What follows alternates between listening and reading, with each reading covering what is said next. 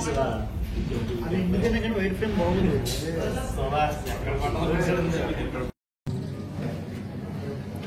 Biryani sir మరి ఏమైంది? పేరు ఒక 4 రకాల బిర్యానీలు తెప్పించా.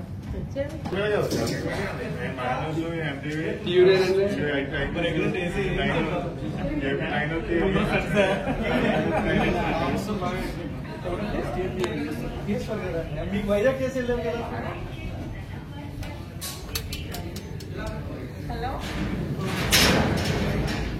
అదేమో మాకు దగ్గరుండి ఐటమ్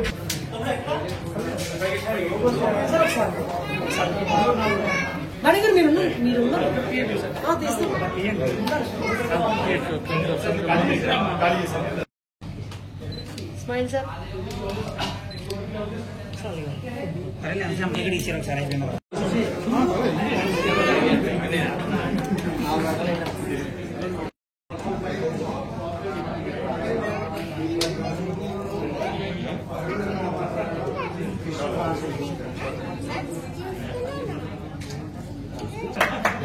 ఇప్పుడు సరే కదా సార్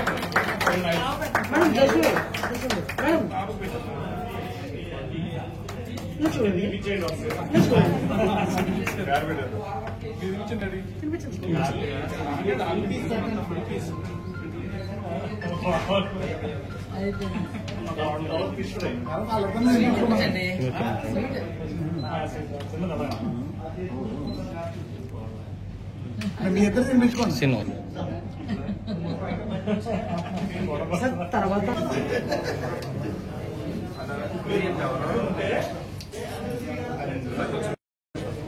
ఓకే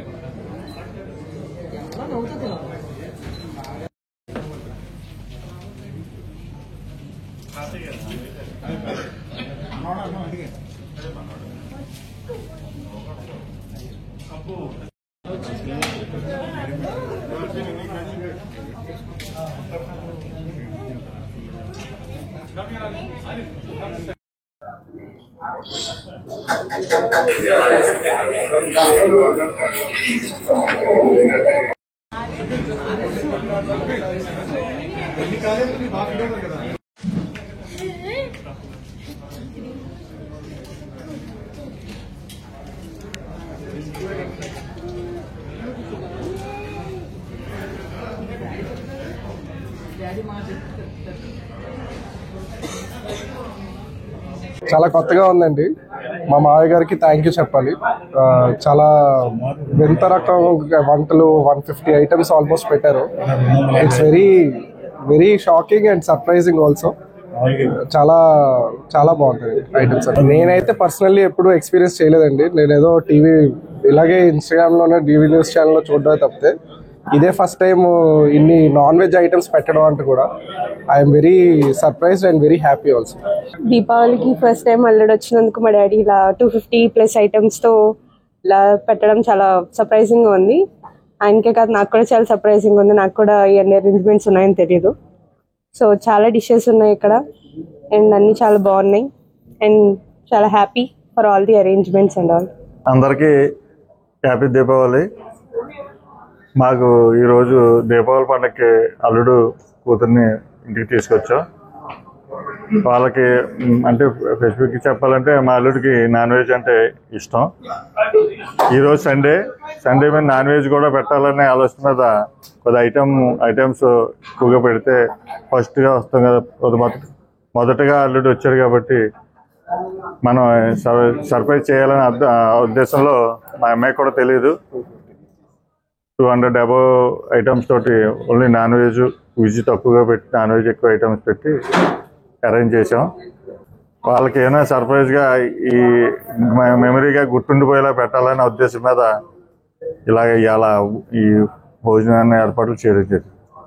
కొన్ని రకాలైతే నాకే వరుసగా చెప్పాలంటే గుర్తుకు రావేమో.